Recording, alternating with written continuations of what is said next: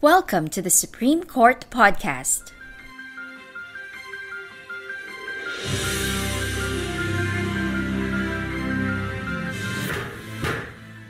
All opinions expressed in this podcast do not reflect the views of the Supreme Court. For clarity, the text of the decision prevails. On February 15, 2022, the Supreme Court issued AM number 21-11-25-SC, which outlines the guidelines on the use of gender-fair language in the judiciary and gender-fair courtroom etiquette. The guidelines promote the use of non-sexist language in official documents, communications, and issuances related to court processes within the judiciary. They also apply to the daily work of every judicial officer and employee. Led by the Supreme Court's Committee on Gender Responsiveness in the Judiciary, or the CGRJ, the guidelines were developed as part of the court's ongoing efforts to address and combat sexist language in the judiciary.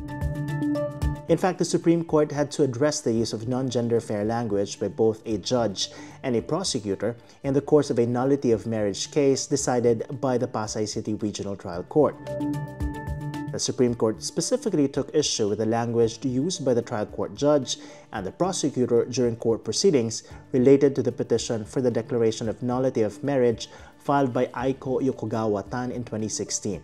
Yokogawa-tan cited psychological incapacity as a grounds for her petition. The trial court dismissed the petition due to insufficiency of evidence. This was upheld by the Court of Appeals, prompting Yokogawa-tan to elevate the case to the Supreme Court. The Supreme Court ultimately reversed the lower court's rulings, declaring Yokogawa-tan's marriage null and void after finding clear and convincing evidence that Tan was psychologically incapacitated to fulfill his essential marital obligations. More importantly, the court used this opportunity to remind judges and prosecutors to be mindful of their language. What is gender-fair language in the judiciary and gender-fair courtroom etiquette? Why should members of the bench and the bar be mindful of using such language? Hi, I'm Attorney Mike Navalio, Supreme Court Chief Communications Officer.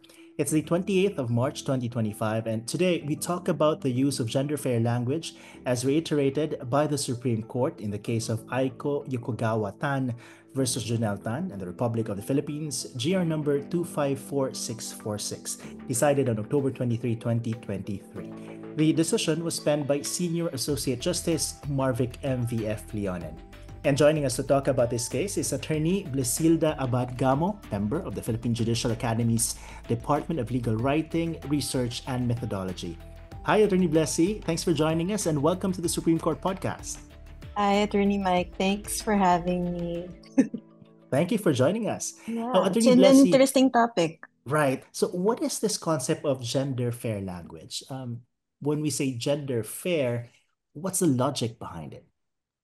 So first, actually, like anything sa batas natin in our law, it all is traced down first with our constitution, right?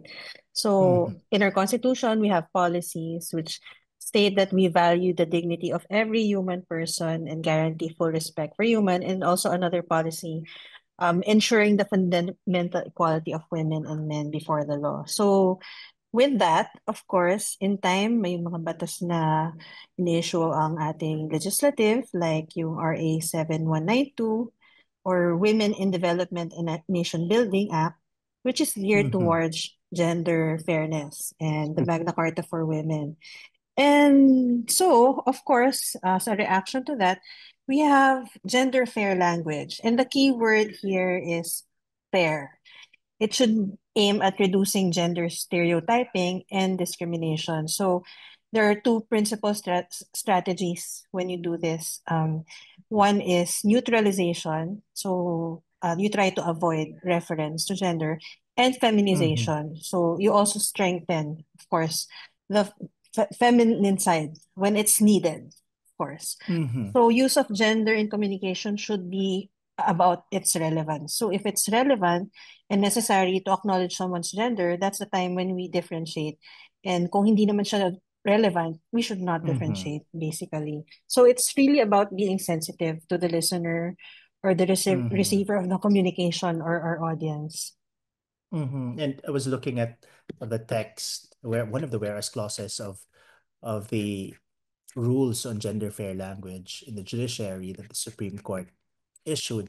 And one of the stated goals there is that the use of gender fair language should help address unequal structures and practices that perpetuate discrimination and inequality in society. How do we make the case that when you use gender fair language, you're actually helping to achieve that goal? Of course. So, because you see, sexist language devalues members of one sex, and Mm-hmm. it's usually women and yung other genders. It fosters gender inequality. So it's actually about time that we learn how to use gender fair language in our profession. So, kasi the more we use yung stereotyping sa language, Right, it of course comes out also in our habits and in the way we treat people. So, right. given all the policies we have in the Constitution and all the legislative enactments, we have to move towards that direction. Right. So it's like saying that word is power. So the kind of words that we use will have an impact on the way we do things and the way we relate to each other in society. So usually, merong saying yun eh, yung what you think will come out in your words, and of course, what you Mm-hmm. say will eventually affect your actions. So Mm-hmm. that's what we should be guard ourselves against. So if our decisions or our pleadings come out and it goes out to everyone, Mm-hmm. lumalabas talaga yun sa tao. So we really have to start with our words so that it will Mm-hmm. eventually affect our actions. Right. And I'm curious about how the Supreme Court came about with passing the guidelines on the use of gender fair language in the judiciary and gender fair courtroom etiquette. Could you tell us briefly how this came about? What prompted its adoption? Well, as I mentioned earlier, of course, it's found the basis is in the Constitution and eventually some laws. But Mm-hmm. primarily, matagal na rin naman eh, we have the Mm-hmm. 2022 issuance. But even before that, we've already had in 2006 an admin circular which advocates for the use of gender fair language in the judiciary. So it's been a long time. And then when ultimately the Committee on Gender Responsiveness, which is headed by Justice Amy Lazaro Javier, they issued Mm-hmm. already the new memorandum. So Mm-hmm. that was triggered, I think, by RA 11313 or the Safe Spaces Act, which Mm-hmm. prohibits and penalizes several forms of gender-based sexual harassment. So, yun nga ito, language, inaayos natin because it actually Mm-hmm. comes out, it affects your behavior, which is gender-based sexual harassment. So we try to even things out and strengthen other genders. Mm-hmm. Mm-hmm. So, And what are some of the basic rules that we can remember or we should remember to ensure that we are compliant with using gender fair language? Perhaps very concretely, if we can cite some examples, but if there are general guidelines just for us to understand, because sometimes we often forget that some of the words that we're using are in fact in reinforcing stereotypes, or perhaps we're not sure that they are in fact not gender fair language. So anong pwede nating tandaan, Attorney Plessy? okay, if you look at the issuance of the court EN number 21-11-25-SC, Mm. there are, I think, five main headings. And Right. actually, if you can see, it all starts with eliminate. So if you look at the circular or the issuance of the court, it's divided into five parts, and it all starts with the word eliminate. Mm-hmm. Because I think in our culture na very masculine, there are habits talaga that we want to remove and fix. So we're Mm-hmm. actually removing things rather than, siguro it will follow to learn new things, but as of the moment, we really have to unlearn certain Mm-hmm. habits in the way we use our words. So we have the first part, which is eliminate language, written and spoken, that excludes or renders invisible persons or of another gender and or people with diverse sexual orientation, gender identity and expression, and sex characteristics. So Mm-hmm. that's one. And then another part says eliminate language that trivializes or diminishes the stature of person of another gender. Mm-hmm. And then eliminate language that disparages and marginalizes persons of another gender. So your condescending words. And then eliminate Mm-hmm. language that fosters unequal gender relations. So basically, the rules is like what I mentioned before. It's really being sensitive and Mm-hmm. knowing when it is necessary to address gender and when it is not. So kung hindi kailangan to relate something to a person's gender, you don't have to. You should try to avoid it. Mm-hmm. And Um, mhm. And to be very concrete about this, Attorney Bless, say for example, sometimes we use words like man to say that mhm. man is kind, man is inherently greedy or what. What can be an alternative to that instead of just saying man or Of course, mankind? kung instead of using man, yeah, we can use Mm-hmm. person. So actually maganda yung issuance ng court. It gives Mm-hmm. concrete examples. Para talaga siyang grammar book or Oo, parang ganun. oo. So it will give you examples and it will actually pinpoint to you things that you didn't think was uh, gender insensitive na you Mm-hmm. thought you Mm-hmm. were just using it without meaning to be to undermine a certain gender. But andun, Mm-hmm. well, come to think of it, it is there. And then there is an alternative. The maganda dun sa issuance ng court, it provides for an Mm-hmm. alternative. And it would probably lead you to explore on your own what other options when you encounter a term that's probably generic na masculine. So for example, Mm-hmm. under yung first set of rules ng court, it says the Mm-hmm. use of generic masculine words. So as you Mm-hmm. mentioned, instead of using man, you could use person. Mm-hmm. And instead of using mankind, you could use humanity. So there Mm-hmm. are alternatives. Hindi ka lang siguro sanay to use it, but it is Mm-hmm. there. And if you practice it, you'll get the hang of it. Mm-hmm. In And fact, then there's oh, also yung pronouns, unwarranted use of masculine pronouns. For example, instead of using his client, you could say their clients. So that mm-hmm. there's also some examples in the issuance of the court with regard to the use of pronouns. Because I remember before when we were studying grammar classes back in elementary, I would recall that the rule was if you mention a generic name, then the pronoun should be male if it refers to a person and female if it refers to a thing, like for example, Mother Earth. So you refer to Earth as her. But apparently now that's not gender fair because we're stereotyping humans as men while things are female or women. So I didn't realize that until you suddenly come to read all these guidelines. It's also another way of trying to rethink about how you view things and how our rules on grammar are actually being made and how it develops through time. Yes, yun nga, yung clarinet Mother Nature. Mm, Well, it wasn't meant to, actually, I don't think it was meant to be condescending sa women. But yeah. then again, Mm. it's about how nurturing ang A mothers. But mother, then yes. again, so yun yung Stereotype. stereotype na na babae lang yung nurturing or something Nurturing. na yun ang trabaho ng babae to nurture everyone else or something. And sometimes we're not even aware, no? Di ba minsan we use houseboy, housemaid, kasi lalaki siya, so houseboy. Babae siya, housemaid. But we could use an entirely different term to refer to them without stereotyping or um, without using gender insensitive language. And it can come even in the form of like positions, di ba? Barangay Yeah. chairman, or chairman siya ng company. But you can use other terms to refer to the position without being insensitive. Precisely. So actually, yan medyo relevant talaga yan now. Yung certain, yung chairman, it Mhm. seems that it's exclusive for the male For gender, men. yung Mhm. pagiging head of an organization. So that's one of the basic rules provided, the use of masculine terms for professions, occupations, and roles.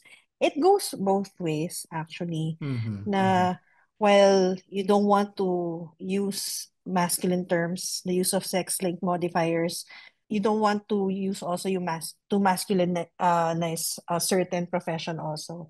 So yun nga, Mm. yung when you use yung lady doctor or female lawyer, you don't want to say na you have to say that the doctor, lady doctor, na hindi pwedeng doctor lang siya or Mm, lawyer lang mm. siya, female lawyer. Na parang for you to call her a lawyer na pag babae, kailangan female lawyer pa.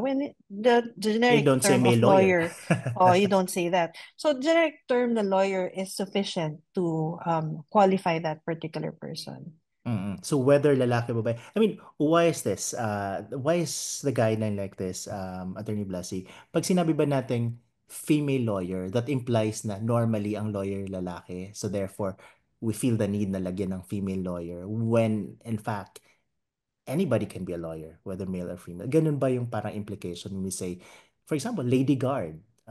Di ba? Mm. Sometimes we hear that all the time. Pero unintendedly pala, there's some sort of diminishing the role or may unintended consequences. Is that how it works? Precisely. So, yun nga it's a habit. Parang kasi when Mm. you have to say female lawyer, for them to become a lawyer, kailangan mo pa na to acknowledge them, lalagay mo pa yon as if it's Mm. relevant yung gender Mm. niya. If you're just referring to her as to her profession, hindi naman relevant that she's a female or Right. lady guard. They're Mhm. doctors as professions, and their gender had nothing to do with the way they perform their professions. Mhm, mhm.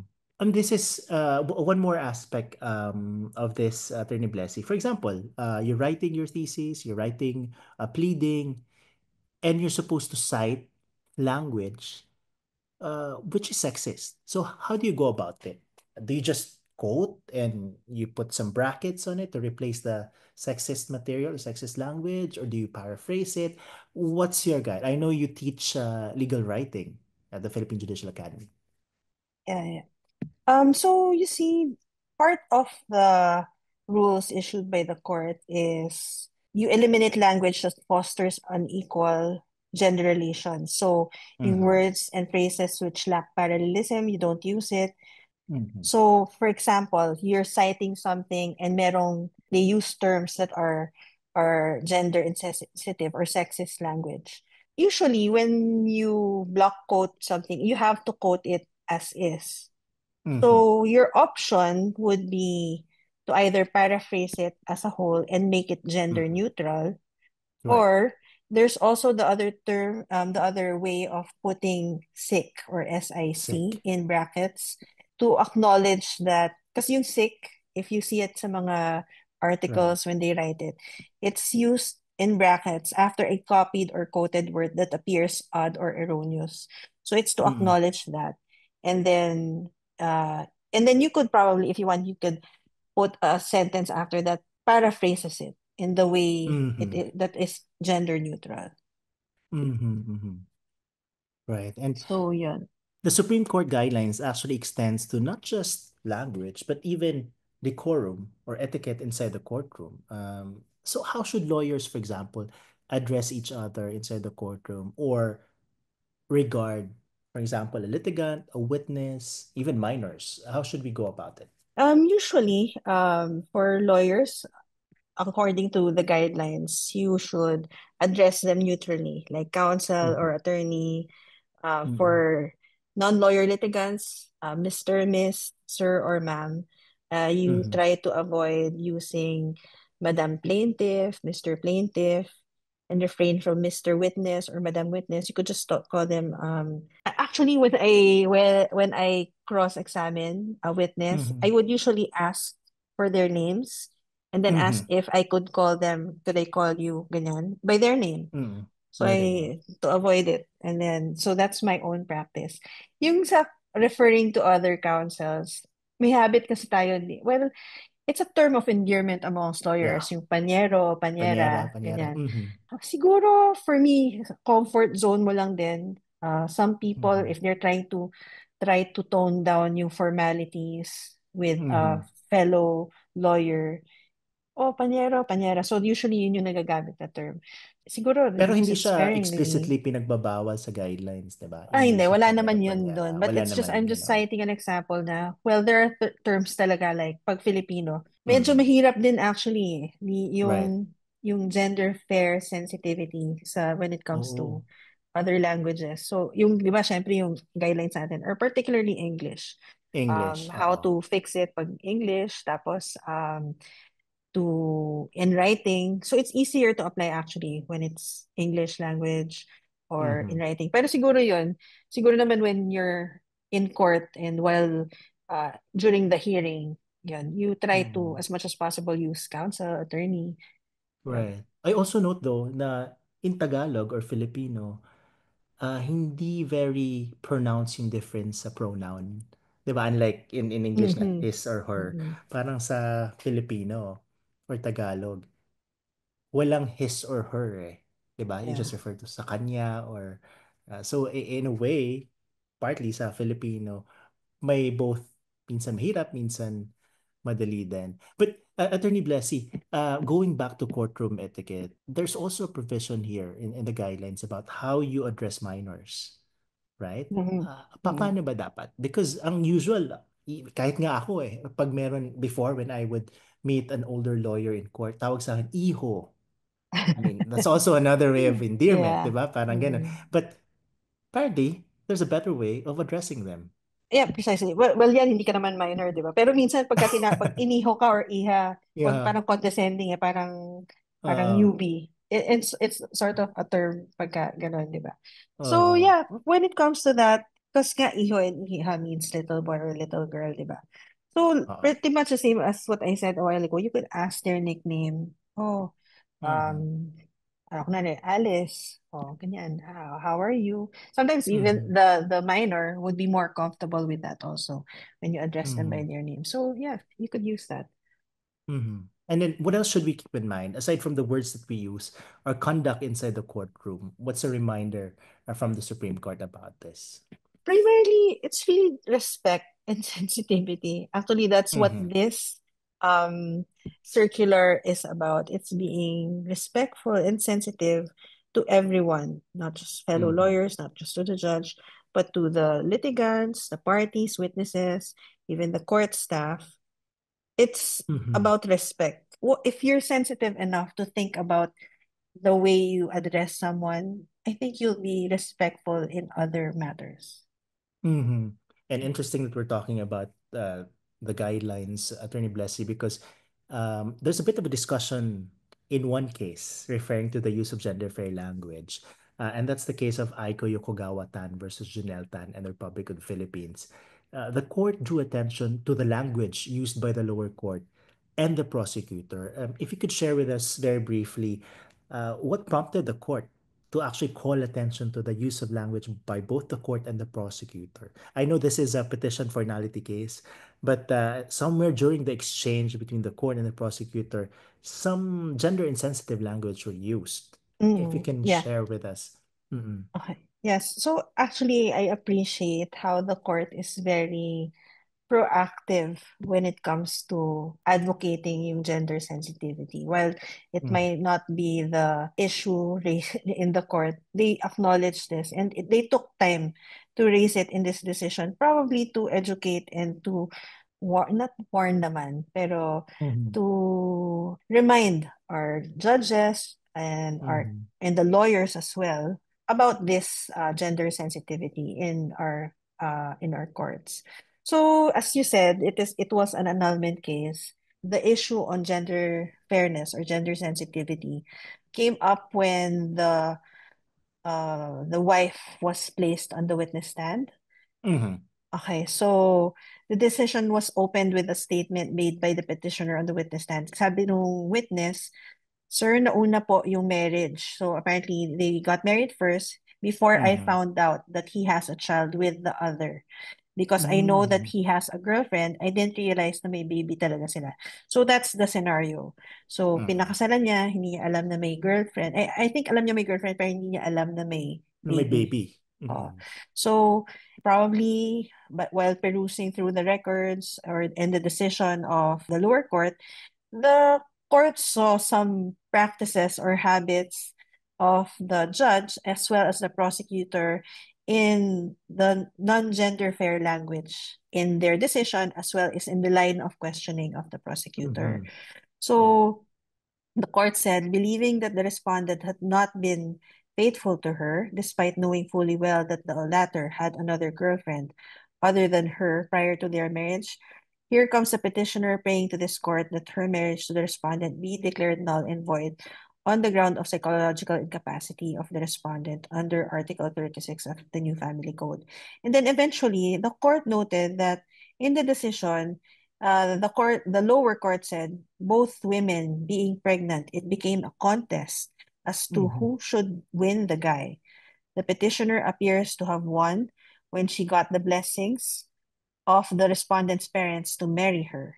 So, the fact that the court made it seem like there's a contest between the Two wife and women. the other Mm-hmm. woman, it disparages the witnesses, Yes. the party made it seem like they were um trying to fight over the guy. And then Mm-hmm. the court pointed out that during the cross-examination, the prosecutor had the follow-up questions. For Mm-hmm. example, so you're the winner. So parang Mm-hmm. pinikot mo lang ba siya? Ganun ba ang ibig mong sabihin? So Mm-hmm. those kinds of languages should not be found in or in the courtroom if Mm-hmm. it's not even relevant to proving their argument.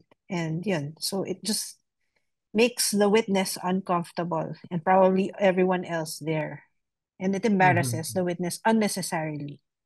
Mm-hmm. It sort of trivializes the whole situation. We're talking about marriage, Mhm. and yet you're reducing it to a sort of contest Yes. in both the language during the hearing and in the decision of the court. So maybe that's what prompted the Supreme Court to Mhm. call out this practice. And in your years in teaching in Philja and your years in practice, Attorney Blessy, how often do you encounter cases like this where, whether wittingly or unwittingly, either a court decision, a prosecutor, or maybe perhaps a lawyer in any of the pleadings inadvertently uses gender insensitive language?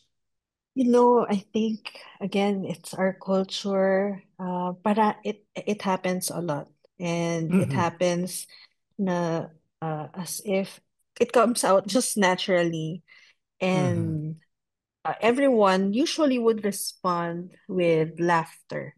Probably, ganun ba Filipino? When they're uncomfortable or they don't know how to react, they would laugh at it. Mm-hmm. And Mm-hmm. then, so it would seem like it's okay. So that's probably one thing that I see, some jokes or pagka merong they find an opening to Right. make a joke, especially for example sa LGBT group, kunwari Mm-hmm. may Mm-hmm. nasabi, oh, and then they'd say, oh, you're gay or yung bakla, ganun. Lumalabas Mm-hmm. talaga naturally. And I'm thinking the court or the lawyer wants to make a light moment of something. Di ba, minsan may tendency tayong gano'n, Filipino, parang, Right. oh, no, making To it build rapport. relax. Oh. So, lumalabas talaga yun. And our usual Mm-hmm. reaction would be, tumatawan lang tayo, gano'n. And yun, Mm-hmm. that reinforces it. While you probably just don't want to make an issue of something, you're there to defend your case, so ayaw mo ng ano, it reinforces it, right?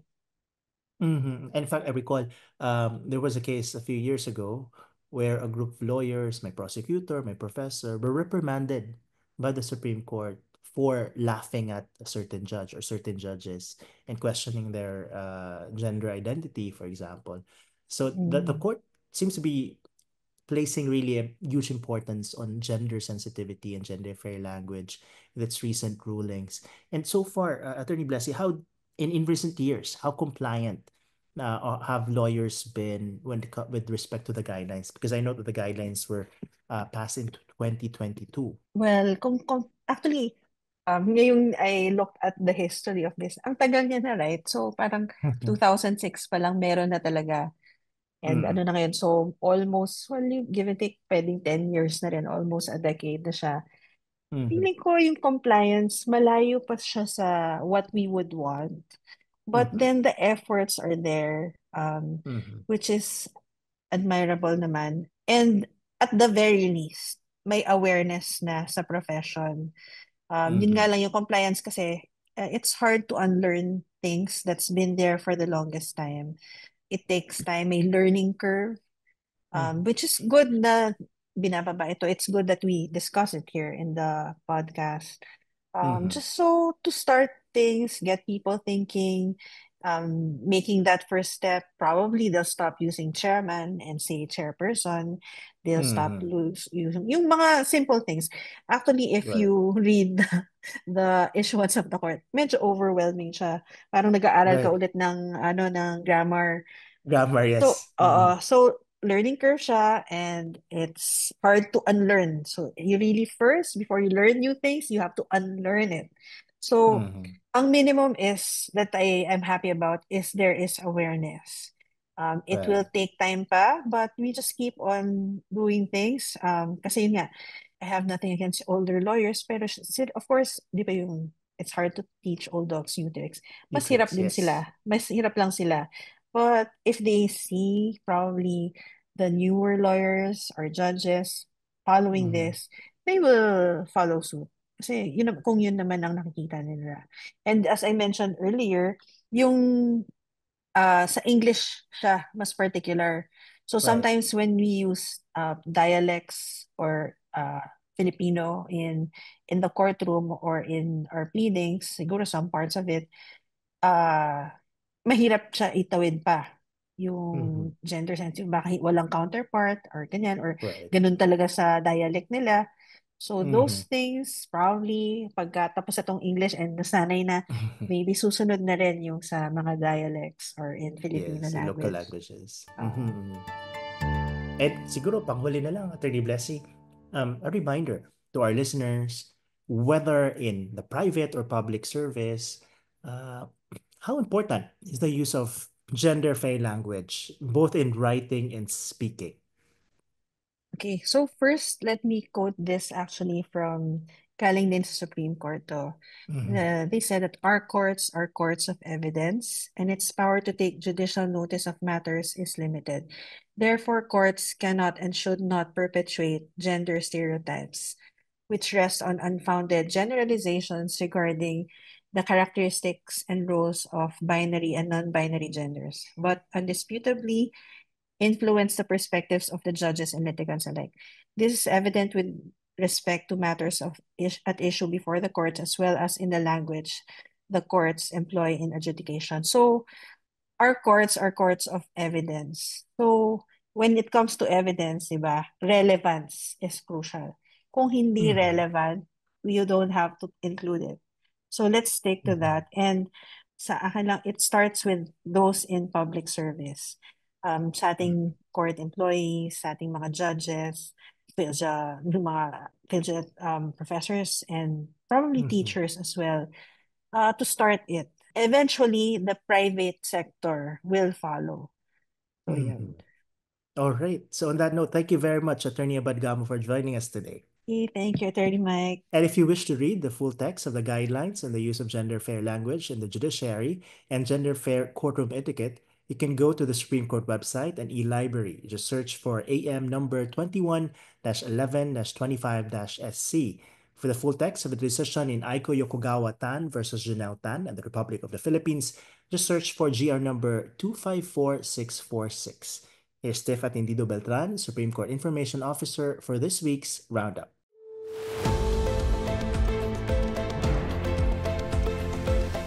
This week at the Supreme Court.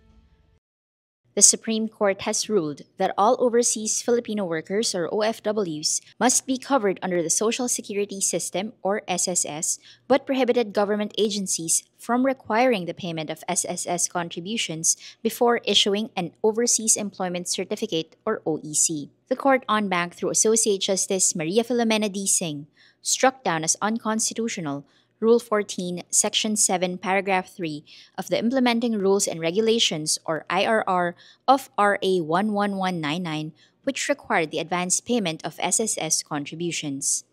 Migrante International and other petitioners challenged the law and its IRR, claiming they discriminate against land-based OFWs who should not be treated as self-employed nor required to pay their employer's share since they have foreign employers.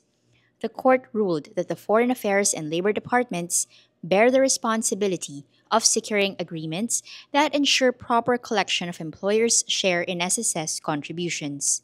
It added, tying the OEC issuance to SSS contributions contradicts the principle of protecting workers' rights and violates the right to travel for land-based OFWs. In another decision, the SC has affirmed the graft conviction of former Pagsanhan Laguna Mayor George E.R. Ejercito Estregan for illegally awarding a contract to an unlicensed insurance company without public bidding. In a decision written by Associate Justice Ricardo R. Rosario, the SC's First Division found Ejercito and Marilyn M. Bruel, owner of First Rapid Scare Ventures or FRCV, guilty of violating RA number 3019 or the Anti-Graft and Corrupt Practices Act.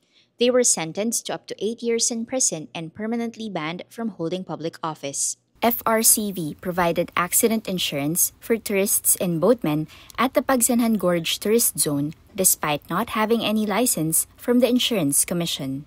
The SC found that Ejercito knowingly gave FRCV an unfair advantage, bypassing legal procedures and ignoring clear red flags in violation of RA 3019. The court has also affirmed the life imprisonment sentence of Australian Peter Gerald Scully and Filipina Carme Ann Alvarez for qualified trafficking under Public Act No. 9208 or the Anti-Trafficking in Persons Act of 2003. They were found to have recruited 2 minors aged 9 and 12 for sexual exploitation. In a decision written by Associate Justice Josep Y. Lopez, the SC Second Division found that all the elements of trafficking under the law were clearly met. It fined each of them 5 million pesos and ordered to pay each victim 600,000 pesos in damages. The SC emphasized that the essence of trafficking is the act of recruiting or using, with or without consent, another human being for sexual exploitation. It is sufficient that they were proven to have lured, enticed, and transported their victims for sexual exploitation. In another case, the court has ruled that a security guard cannot be held criminally liable for illegal possession of a firearm if he reasonably believes that the firearm issued by his agency is licensed. The SC's First Division, through Justice Rosario, acquitted a security guard charged with unlawful possession of a firearm under Republic Act No. 10591 or the Comprehensive Firearms and Ammunition Regulation Act. It held that under the law's 1983 implementing rules, private security agency guards can carry firearms on work premises so long as authorized by a Duty Detail Order or DDO. The 2018 revised rules confirm that the DDO serves as the authority for security personnel to carry their issued firearm within the assigned location and period. The issuance of a DDO assumes the presence of a valid license for the firearms listed in the order. New judges on Thursday and Friday took their oath before Chief Justice Alexander G. Hismundo. 111 new judges were recently appointed to serve in regional trial courts, metropolitan trial courts, municipal trial courts, municipal circuit trial courts, and municipal trial courts in cities across 10 regions, including the National Capital Region. Meanwhile, the Office of the 2025 Bar Examinations Chairperson, Associate Justice Amici Lazar Javier, has issued a notice to the 2025 bar applicants regarding the conduct of a preferred exam venue reselection process. Applicants who have successfully submitted and paid their applications to take the 2025 bar may choose their preferred exam venue through the Barista online platform starting March 28, 2025 at 8 o'clock a.m. until April 2, 2025 at 5 o'clock p.m.